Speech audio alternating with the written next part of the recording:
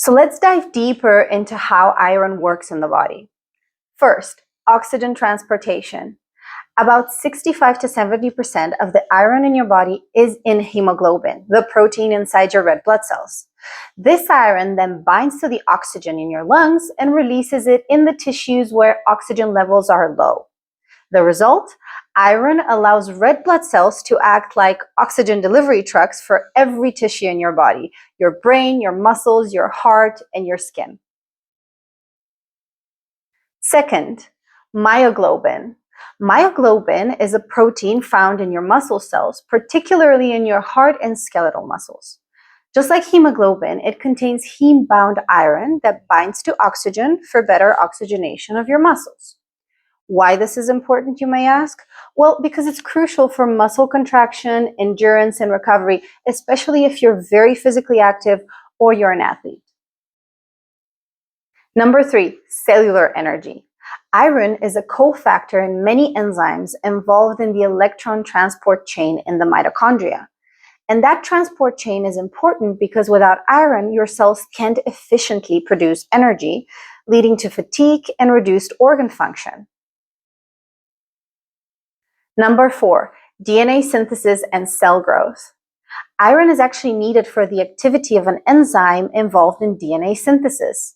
It also supports cell division and repair, particularly in rapidly regenerating tissues, such as your bone marrow, your skin, the lining of your gut as well. So it's quite crucial when it comes to cellular health. Number 5, brain function and development. Iron plays a role in neurotransmitter synthesis, such as dopamine, serotonin, norepinephrine. It's also essential for myelin production, which is the protective shield around your nerves. Iron deficiency, even without anemia, is associated with cognitive impairment, poor concentration, and in children, delayed brain development. Number 6, immune function.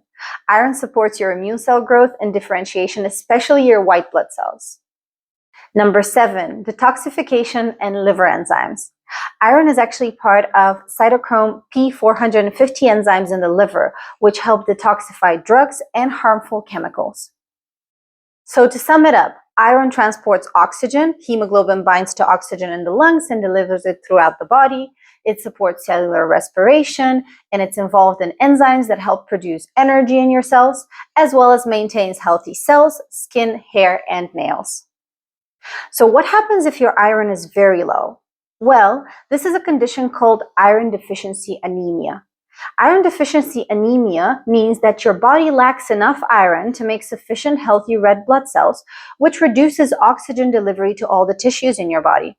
The common symptoms include fatigue, weakness, low energy, pale skin, shortness of breath, rapid heartbeat or heart palpitations, dizziness and lightheadedness, cold hands and feet, very often having headaches, restless legs, brittle nails and hair loss, and poor concentration or brain fog. So let's say we have been diagnosed with iron deficiency anemia, or in general, our iron is low. What do?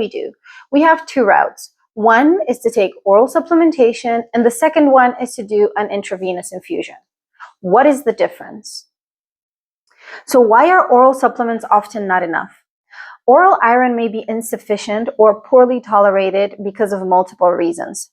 The main one being limited absorption, especially in people with gut issues such as irritable bowel syndrome, celiac disease, post-surgery, or existing inflammation.